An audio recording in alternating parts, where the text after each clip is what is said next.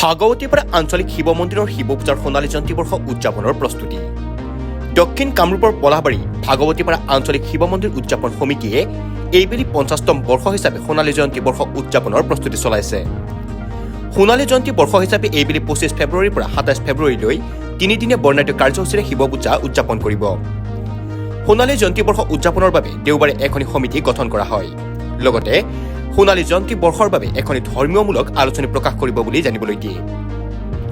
শিৱৰাত্ৰি পূজাৰ সোণালী জয়ন্তী বৰ্ষ উদযাপন সমিতিয়ে সমূহ ভক্তপ্ৰাণ ৰাইজৰ উপস্থিতি লগতে সহায় সহযোগিতা শ্ৰদ্ধাৰে কামনা কৰিছে। নমস্কাৰ। আমি পোনপ্ৰথমে অসমবাসী ৰাইজক ভাগৱতীপাৰা আঞ্চলিক শিৱ মন্দিৰ সমিতিৰ ফালৰ পৰা আন্তৰিক শ্ৰদ্ধা আৰু শুভেচ্ছা জনাইছোঁ।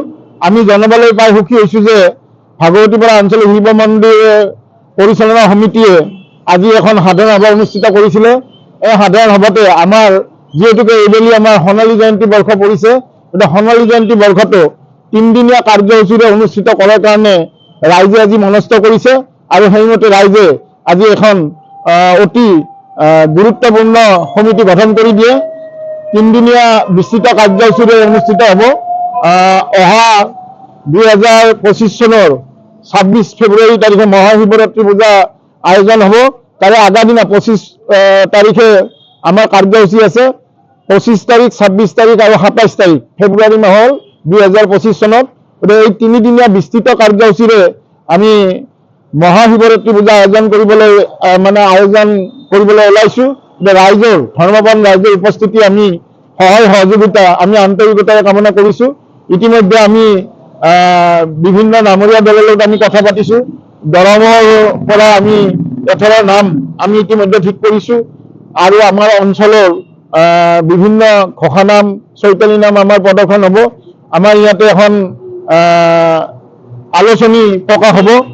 ইতিমধ্যে আলোচনীখনৰ কাৰণে আমাৰ এখন অতি গুৰুত্বপূৰ্ণ কমিটি ইতিমধ্যে আজি গঠন কৰা হৈছে। ইতিমধ্যে আমাৰ সভাপতি ডাঙৰীয়াই কৈছে।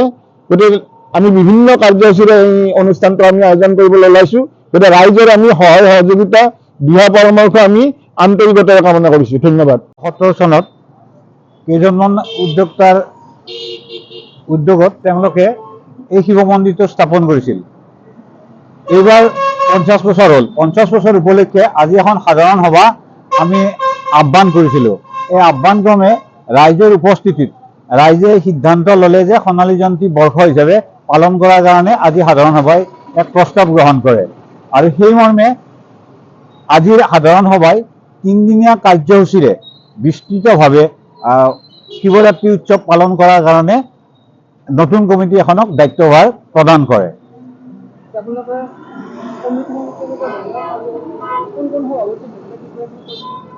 সভাপতি মোক পাতিলে ৰঞ্জিত গোস্বামী, মুখ্য সম্পাদক প্ৰদীপ কলিতাক পাতিলে আৰু সাধাৰণ সম্পাদক কিশোৰ কলিতাক পাতিছে আৰু বাকী মেগাজিনৰ সভাপতি হিচাপে ৰমেশ চন্দ্ৰ শৰ্মাক পাতিছে আৰু সদস্য হিচাপে জীৱেশ্বৰ দাসক পাতিছে।